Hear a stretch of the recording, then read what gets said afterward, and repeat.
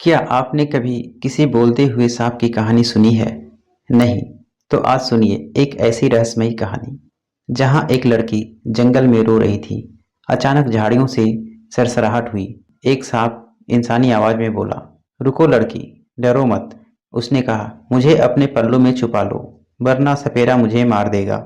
डर और दया के बीच उसने उसकी जान बचाई, मगर उसे क्या पता था, यह मुलाकात उसकी जिंदगी बदल देगी, हमेशा के लिए। कौन जीतेगा इस रहस्यमयी कहानी में? चलिए जानते हैं।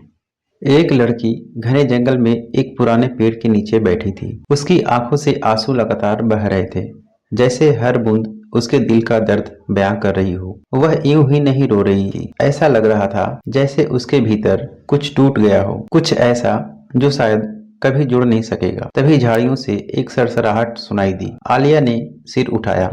एक सांप उसकी ओर रेंगता आ रहा था। आलिया डर के मारे पीछे हट गई। वह उठकर भागने ही वाली थी कि तभी सांप ने इंसानी आवाज में कहा, रुको लड़की, डरो मत। मैं तुम्हें कोई नुकसान नहीं पहुंचाऊंगा, बस मुझे अपने पल्लू में छुपा लो। एक सपेरा मेरा पीछा कर रहा है, अगर उसने मुझे पकड़ लिया तो मेरी जान ले लेगा।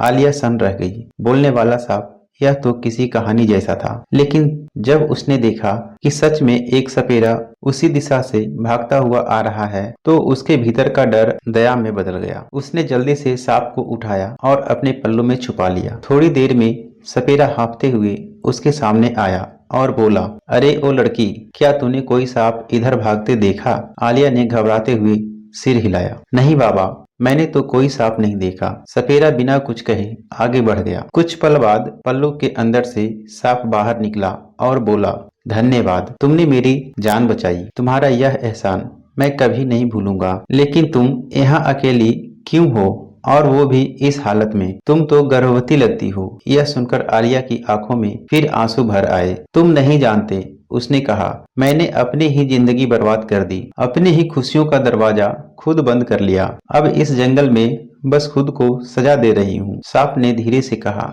क्या हुआ था, बताओ मुझे। आलिया ने गहरी सांस ली और बोलना शुरू किया। मैं अपने माँ बाप की इकलौती औलाद थी। उन्होंने मुझे बहुत प्यार दिया, शायद जरूरत से ज्यादा। हर जिद पूरी होती थी, हर गलती माफ, और इसी प्यार ने मुझे बिगाड़ दिया। हमारे गांव में मेरी दो सहेलियां थी, रोज उन्हीं से मिलने जाती, बातें करती, हंसती। एक दिन जब मैं सिलाई सीखने अपनी सहेली के घर जा रही थी, तो मैंने देखा कि रास्ते में एक लड़का मुझे हर रोज देखता है। पहले तो मैं नजरअंदाज करती रही, लेकिन हर रोज वो वहीं खड़ा रहता और धीरे धीरे उसकी मौजूदगी मुझे महसूस होने लगी। वो बस खड़ा रहता, ना कुछ कहता, ना पास आता। लेकिन जब मैं वहां से गुजरती, वो बस मुझे देखता और मुस्कुरा देता। पर जाने क्यों, वह अगर किसी दिन ना दिखे तो मुझे बेचैनी होने लगती। कुछ महीनों तक यह सिलसिला चलता रहा। एक दिन उस लड़के ने हिम्मत करके मेरा रास्ता रोक लिया। आलिया, मुझे तुमसे कुछ कहना है, उसने कहा। मैं चौंकी, लेकिन वहीं रुक गई। मैं गांव के वकील का बेटा हूँ। मैं तुम्हें चाहता हूँ और तुमसे शादी करना चाहता हूँ। अगर तुम इजाजत दो तो मैं अपने माता पिता को तुम्हारे घर रिश्ता लेकर भेज दूं। मैं उस वक्त हैरान थी, मगर अंदर कहीं एक अजीब सी खुशी थी। वो लड़का खूबसूरत था, शरीफ था, और मेरी ओर इतनी सच्ची आंखें से देख रहा था